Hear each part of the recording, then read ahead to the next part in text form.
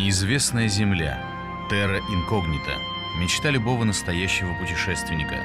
Порой ее ищут далеко, а находят поблизости. Нам хватило полуторачасового перелета из Москвы, чтобы попасть туда. Республика Коми – один из самых больших регионов России, заповедный и суровый край.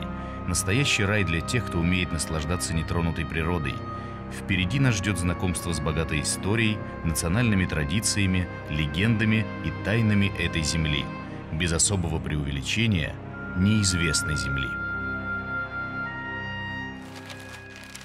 Был опрос в Москве и в Санкт-Петербурге. Знаете ли вы, что такое Республика Коми?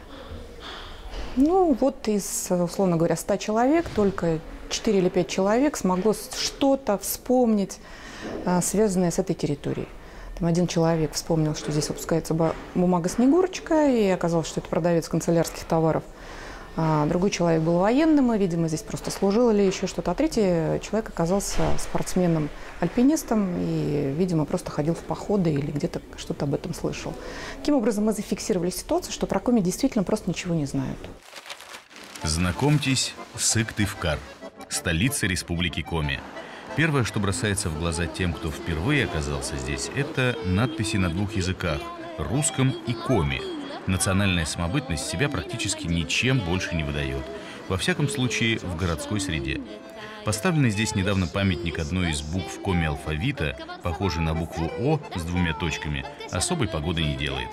Еще с советских времен тем, кто решился на путешествие по этому краю, туристические справочники подсказывали, что на его обширной территории располагаются десятки нефтяных и газовых месторождений, большое число предприятий угольной и горно-рудной промышленности. Но в наши времена здесь решили задействовать еще один ресурс, которым не менее богат этот край – красота и нетронутость здешней природы. Мы считаем, что это один из основных козырей республики. Это действительно природа, да? И сам Бог велел нам развивать это направление, и в том числе именно эко-туризм, потому что это основное богатство республики. Ее нужно и, во-первых, и сохранить, а во-вторых, использовать. Для того, чтобы красоты Республики Коми попали в поле зрения потенциальных туристов и путешественников во всем мире, здесь решили действовать системно. Сыктывкарский экофорум «Ёж», кстати, единственное ежегодное мероприятие у нас в России, посвященное природному туризму, один из серьезных шагов на этом пути. До этого в республике уже была разработана долгосрочная программа по развитию внутреннего туризма до 2020 года, и даже создана специальная корпорация для ее осуществления, причем официальные лица не побоялись во всеуслышание заявить, что отныне заинтересованы в продвижении своего региона как эко-республики Коми. Мы не случайно проводим этот форум здесь, в Коми, потому что, безусловно, республика обладает богатейшим потенциалом для развития различных видов туризма. Не только экологического, культурно-познавательный, активный вид туризма. Для участников и гостей «Ежа» форум начался с торжественного открытия, а вот для группы журналистов – с настоящего путешествия, чтобы они на собственной шкуре смогли почувствовать, чем активный отдых отличается от привычного пляжного варианта. Не обошлось и без приключений. Правда, для некоторых участников пресс-тура начались они еще днем раньше, когда в аэропорту Сыктывкара выяснилось, что багаж с личными вещами успешно потерян в Шереметьево. Но отсутствие подобающей одежды – это еще не повод отказаться от удовольствия сплавиться по заповедной реке Сысола до знаменитого и старейшего в республике села с удивительным именем Иб. Последние годы бум, взрыв. Сейчас на реках не меньше народу, чем это было в 70-е, 80-е годы прошлого века. Это говорит о том, что это направление очень востребовано и очень перспективно. А уж как распорядиться этим спросом Республика Коми, это вопрос второй, это вопрос технологий. Боюсь, что она самостоятельно, без помощи федерального центра, будет испытывать большие сложности. Но трудностей здесь не боятся. Пример тому созданный с подачи правительства Республики Коми финно-угорский этнокультурный парк, с посещения которого, кстати, и началась экспедиция журналистов. Планируется, что когда работы здесь будут окончательно завершены, то на площади чуть больше 2 квадратных километров разместятся объекты, представляющие культуру не только народностей, населяющих Коми, но и всех входящих в финно-угорскую группу. А пока, как и положено организованным туристам, в сопровождении опытного проводника участники пресс-тура смогли познакомиться с национальной одеждой Коми, предметами быта и орудиями труда и посетили настоящее Коми-подворье. Ключевая идея, которая вот сейчас в концепции положена на развитие парка, это представление, ну, такой, как это называется, этнокультурный подиум для всех финно-угорских народов с инфраструктурой для всех событийных мероприятий, для мультимедийных возможностей, для какого-то такого творческого самовыражения.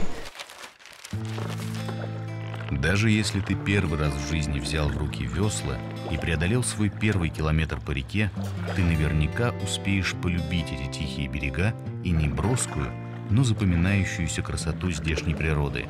Такой сплав по реке доступен многим, но в республике Коми есть много уникальных мест, куда могут добраться только хорошо подготовленные туристы. Самое известное – это плато Мань-Пупунёр.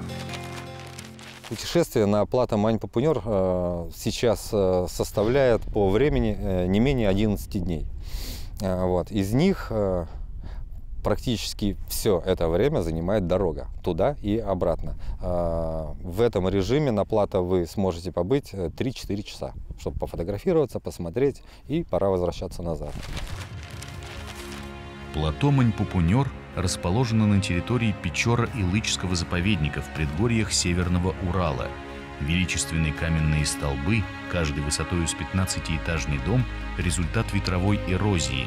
200 миллионов лет назад здесь высились горы, но жара и холод, ветер и вода выточили из них этот уникальный природный памятник, увидеть который суждено не каждому. И не только потому, что это труднодоступные места. Мань-Пупунёр находится на особо охраняемой природной территории. Экотуризм, проблемам которого посвящен нынешний Сыктывкарский форум, как раз и подразумевает посещение туристами подобных заповедников. На этом плато одна из самых-то главных достопримечательностей даже не эти столбы, а покров, мхи. А для того, чтобы сохранить их, топтать-то нельзя. Вот там должны быть экологические тропы. Вертолет приземлился, а дальше должно быть деревянные. И только определенный маршрут, как везде в мире. Под ногами долгожданная земля. Но это еще не конец маршрута и даже не короткая передышка, а настоящее испытание. Главное условие простое. Того, кто завязанными глазами не сможет пронести на весле 2 наполненные водой кружки, дальше с собой в плавание не возьмут. Такова традиция и точка. Шутка это или нет, проверить на себе никто из участников похода не решился. И поэтому, разбившись на 2 команды, с энтузиазмом взялись за дело. Наградой за чудеса эквилибра с веслами стала не победа в состязании, а призовые туристические яблоки. И финал – посвящение в настоящие байдарочники. Клянемся бросать диван и выйти из-за компьютера. Клянемся бросать диван и выйти из-за компьютера. Клянемся, клянемся, клянемся. Вот теперь ура! По такой реке можно было бы плыть и плыть, но маршрут завершен, байдарки останутся сохнуть на берегу, а путешественников ждет впереди древнее село Иб. Это село существует первое письменное упоминание 1586 год, а чуть поселилось в наших местах со 2 века до нашей эры. И неужели такую красоту можно позволить разрушить? В республике Коми, в том числе в нашем селе, можно очень многое показать. Те экскурсии, которые я на сегодняшний день провожу, конечно, показывают 1-2% того богатства, которое мы имеем. Прогуляться по селу Иб не так уж и просто. Расположено оно на 7 холмах, включает в себя 13 деревень и протянулось вдоль берега реки Сысола на целых 15 километров. Можно заплутать. Хорошо, что на помощь пришел экскурсовод, хотя язык не поворачивается назвать эту женщину так. Правильнее – народный экскурсовод, или даже еще точнее – экскурсовод из народа. Экскурсии, которые до этого проводились, не понравились, а те, кто знает, что у меня просто подвешен язык, и мне попросили, чтобы, ну, грубо говоря, просто иногда людям бывает не скучно меня послушать. Вот и все. Я не экскурсовод вот как таковой, просто вот в таких вот случаях, когда приезжает кто-то, кто будет задавать вопросы, ну вот ставят тогда немножко меня. На взгляд искушенного туриста достопримечательностей в селе не так уж и много, но колорит его неповторим. Свято-Вознесенский храм, действующий женский монастырь, возведенный в честь Серафима Саровского, и даже свой историко-этнографический музей. И все же главным достоянием этих мест является не это. Я думаю, что не только в нашей республике, но и в России мало таких сел, в которых есть 10 святых источников, в которых есть на сегодняшний день действующих там 4 часовни, и в которых происходит вот этот процесс восстановления, настолько явно показывающий приверженность людей к идеям духовного своего развития. Вот. Здесь уникальная акватерритория. В окрестностях села когда-то било около 200 ключей. Еще с одной достопримечательностью, причем не только села Иб, но и всей республики Коми, мы познакомились в эколагере «Ёж», первом инфраструктурном объекте, созданном специально для любителей активного отдыха. Шанги. Наверное, самое популярное национальное угощение, с начинкой на все вкусы, с грибами и картошкой, с крупой и брусникой. Готовят их по традиции из ржаной муки и выпекают в настоящей деревенской печи. ИП, он относится, без сомнения, относится к таким вот единицам российской вот нашей территории, да, которая кардинально отличается от другого вот уклада, от той суеты, от того ритма, в котором живет большинство общества. И вот ИП, он каким-то чудесным образом может до сих пор сохранять в себе вот этот очень строгий, очень скромный и одновременно с этим очень правильный уклад жизни. Для одних экотуризм – удовольствие и отдых, для других – работа.